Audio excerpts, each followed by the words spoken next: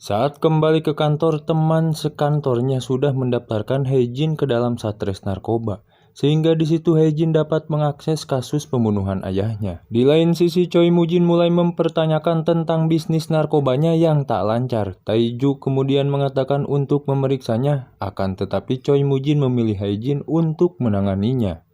Di waktu yang bersamaan, Suyeon menemui salah seorang buyer dari Jepang yang bernama Yamamoto. Suyeon ini adalah asisten Choi Moo-jin. Di situ Yamamoto menyetujui untuk membeli narkoba milik mereka dalam jumlah yang besar dalam waktu 10 hari ke depan.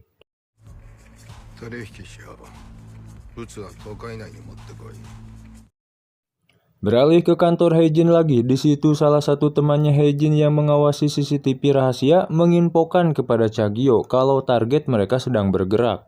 Dan setelah itu Chagyo langsung memerintahkan semua pasukannya untuk segera berangkat ke sana. Mendengar hal itu, Hae-jin pun bingung karena kasus yang sedang mereka tangani adalah kasus dari Mango. Tapi Chagyo menyuruh mereka untuk segera menjalankan misi yang lain. Mereka pun disuruh mengambil senjata serta mendaftarkan nomor seri senjatanya masing-masing.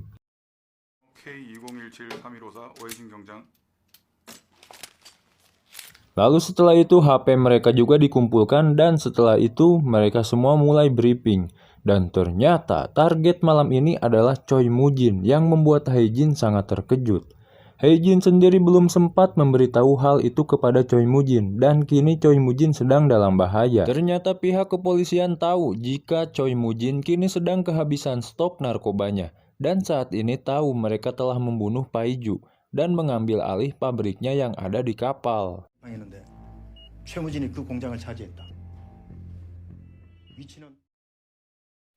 Mereka yakin jika Choi Moo-jin akan segera ke sana. Singkat cerita, Choi Moo-jin dan para anak buahnya yang sudah masuk ke dalam kapal.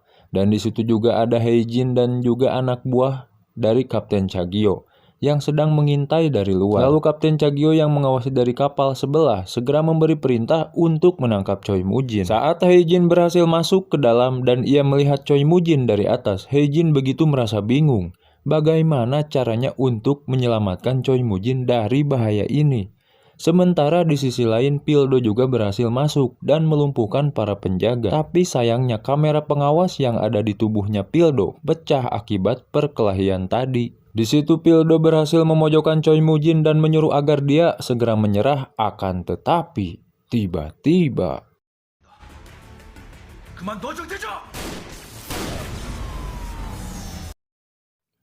karena kejadian barusan, akhirnya Choi Moo-jin bisa melarikan diri dari sana dengan melompat ke dalam laut. Setelah itu pihak kepolisian memeriksa TKP, namun sayang mereka tak memiliki bukti-bukti yang kuat untuk menangkap Choi Moo-jin. Nah, di situ Hae-jin menemukan pistol yang menembak lampu tadi. Kapten Chagyo sangat terkejut melihat pistol itu karena faktanya pistol itu milik polisi yang membunuh ayah Hae-jin dahulu. Jadi sebenarnya Hae-jin lah yang menembak lampu tadi menggunakan pistol itu. Di sisi lain Choi Moo-jin sangat kesal karena rencananya gagal, lalu ia menyuruh Tae-ju untuk mencari tahu mengapa polisi tahu pergerakan mereka. Di situ Tae-ju malah curiga pada Hae-jin yang tak menghubungi mereka sebelum kejadian itu terjadi. Di sisi lain Hae-jin mencoba untuk menghubungi Choi Moo-jin akan tetapi tak ada jawaban.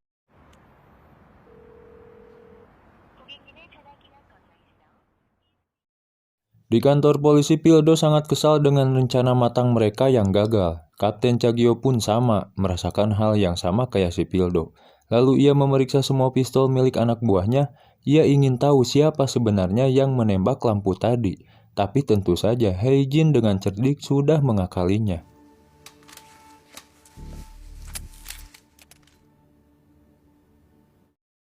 Setelah Kapten Chagyo pergi, di situ Hae-jin bertanya kepada Pildo mengapa Chagyo sangat ingin menangkap Choi Moo-jin. Lalu Pildo pun memperlihatkan bagan operasi Choi Moo-jin ke Hae-jin. Moo-jin merupakan sasaran mereka selama 11 tahun ini. Ia merupakan ketua mafia terbesar di kota ini. Bahkan pengedaran narkoba di Korea Selatan berada di kontrolnya. Tapi sayangnya Choi Moo-jin sangat pintar menyembunyikan barang bukti. Hingga saat ini ia belum juga tertangkap. Dan yang membuat Hae-jin terkejut, di bagan itu Hae-jin melihat foto ayahnya. Di situ Pildo mengatakan bahwa orang yang ada di foto itu adalah sahabat Choi Moo-jin yang telah terbunuh 5 tahun yang lalu.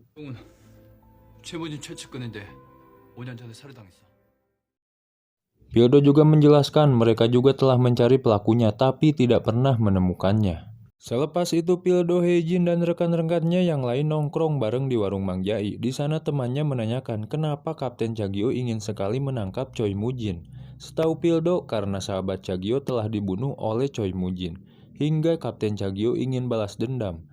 Tapi Pildo mengatakan ia tak tahu siapa sahabat Kapten Chagyo yang dibunuh itu. Lalu di situ Hae-jin pergi sebentar untuk kembali menghubungi Choi Moo-jin dan kali ini teleponnya diangkat.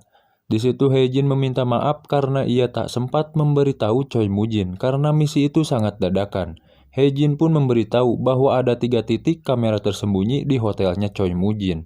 Choi Moo-jin yang mendengarnya pun sangat kaget karena pasti ada pengkhianat di dekatnya. 내부에 배신자가 있다. 제가 알아볼게요. Sementara itu di rumah Kapten Chagyo sedang membongkar dokumen-dokumen lamanya dan yang anehnya ia menyimpan foto ayahnya Hae-jin. Di waktu yang bersamaan Choi Moo-jin terlihat sedang membongkar kamera polisi yang ada di hotelnya. Petugas yang mengetahui itu pun langsung melapor kepada Kapten Chagyo. Dari sini Kapten Chagyo semakin curiga bahwa ada pengkhianat di dalam timnya. Sementara itu Junaid dan para pasukannya menyerang ke markas Dong Cheon untuk balas dendam.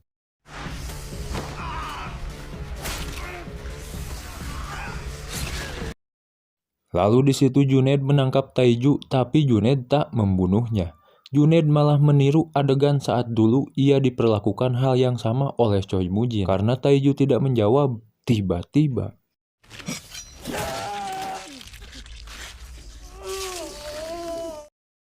sementara itu Kapten Chagyo bersama timnya mendapat telepon untuk segera datang ke area latihan Dongseon. Tapi sesampainya di sana sudah terlambat.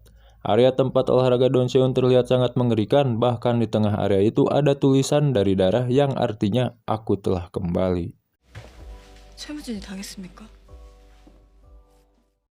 Sementara itu Choi Moo-jin yang mengetahui bahwa markasnya telah diserang. Choi Moo-jin begitu sangat marah. Para polisi terus mencari bukti untuk mencari pelaku penyerangan di sana. Beruntungnya, mereka menemukan sebuah bukti narkoba jenis baru di sana.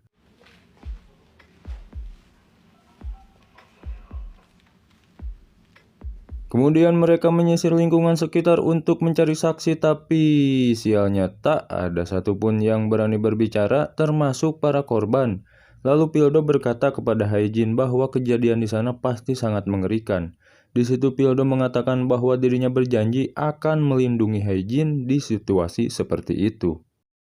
Hari pun telah berganti, pemakaman para korban pun dilaksanakan. Di situ Hae-jin juga datang, tapi ia menggunakan helm agar tidak ketahuan. Saat pulang, Hae-jin pun sempat berpapasan dengan Kapten Chagyo dan juga si Pildo.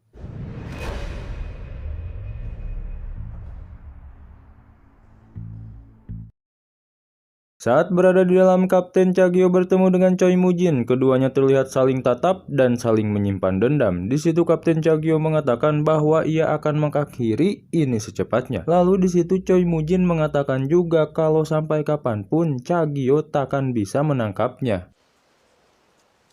우리 빨리 끝을 보자.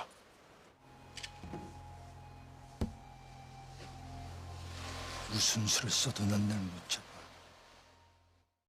Suatu hari anggota tim Satres Narkoba yang bernama Daisu mendapatkan sebuah foto orang yang menyerang pusat latihan Dongseon. Dan itu adalah Junaid atau si Gang Jae. Siapa lagi kalau bukan si Junaid kan? Tapi ia telah dikabarkan mati 4 tahun yang lalu di area latihan. Kapten Chagyo yakin setelah ini Choi Moo-jin akan bergerak dan tak akan tinggal diam. Lalu ia menginstruksikan agar Mango dilepaskan untuk menjadi umpan. Di situ Hae-jin protes karena beresiko akan banyak korban nyawa, tapi di situ Kapten Chagyo sama sekali tidak peduli. 사상자가 더 나오겠죠. 뭐 조직원은 몇이 죽든 상관없습니까? 저 새끼들은 죽어도 돼. Choi Moo-jin kembali mendapatkan pesan dari Hae-jin. Hae-jin mengatakan bahwa akan ada pengkhianat yang akan bertemu dengan Kapten Chagyo. Sementara itu Taeju yang baru masuk ke dalam mobilnya menemukan sebuah surat dan narkoboy jenis baru. Dalam surat itu tertulis, ayo bertemu di halaman, aku tahu posisi Ganjae alias si Junaid. Gak banyak mikir, si Taeju pun pergi ke sana, lalu Hae-jin naik ke lantai atas agar bisa memata-matai mereka, agar tahu siapa pengkhianat di gengnya dengan lebih jelas. Tapi yang tidak disangka, ternyata saat akan sampai di lantai atas, ia bertemu dengan Pildo. Di situ Hae-jin rewas. 넌 내가 누군지 아는 것 같고 나도 네 얼굴 좀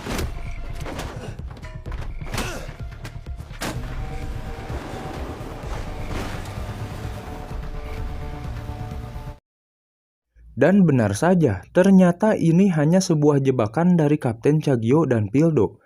Kapten Cha ingin tahu siapa pengkhianat dari timnya dengan menggunakan Taeju sebagai umpannya. Kapten Cha melakukan itu karena ia curiga dengan Hae-jin. Karena semenjak kedatangannya, banyak data yang bocor. 걔가 오고 난 다음부터 우리 정보가 새기 시작한 거였대. Sementara itu Hae-jin yang masih merasa kesakitan melapor kepada Choi Moo-jin bahwa Taeju bertemu dengan Kapten Chagyo. Di situ Hae-jin meminta Choi Moo-jin untuk berhati-hati dan tidak gegabah karena Kapten Cha ingin menghancurkan Dongseon dari dalam. 그곳에 정태주 이사가 있었습니다.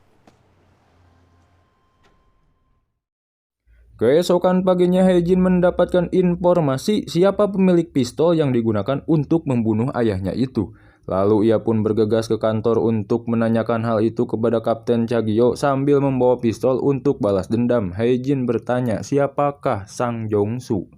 Tiba-tiba Pildo masuk ke sana, sehingga Hae-jin mengurungkan niatnya untuk balas dendam. Kapten Chagyo mengatakan bahwa Jang-soo adalah sahabat baiknya. Ia meninggal setelah bergabung di unitnya. Pembunuhnya adalah Yu Dong-hun, yaitu ayahnya si Hae-jin ini. Di situ Hae-jin jadi makin bingung tuh. Singkat cerita, Hae-jin lalu menemui Choi Moo-jin untuk menanyakan apakah ayahnya pernah membunuh polisi. Di situ Choi Moo-jin menyangkalnya. Ia berkata bahwa Chagyo akan melakukan apapun untuk menjebak mereka. Chagyo adalah orang yang paling licik. 회유하고 속이고 함정을 받고 무슨 짓이든 해왔지. 근데 이제 총이 드러나니까 수작을 부리기 시작한 거야.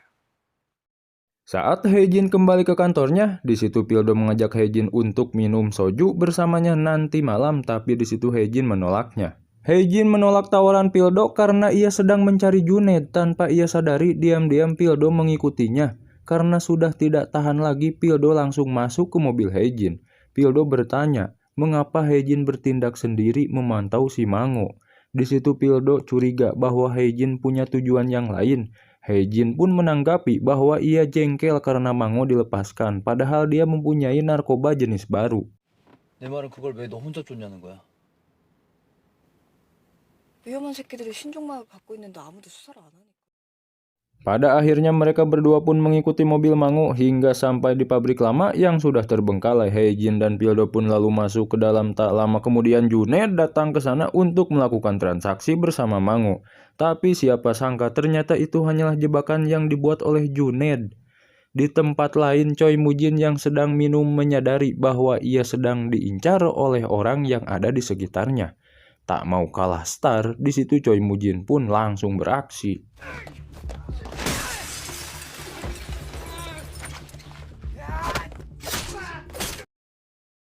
Di sisi lain, Hae-jin dan Pildo akhirnya tertangkap. Junaid yang tahu siapa sebenarnya Hae-jin langsung menertawakannya karena telah bergabung dengan kepolisian. Lalu di situ Hae-jin yang kesal pun menantang untuk gelut dengannya.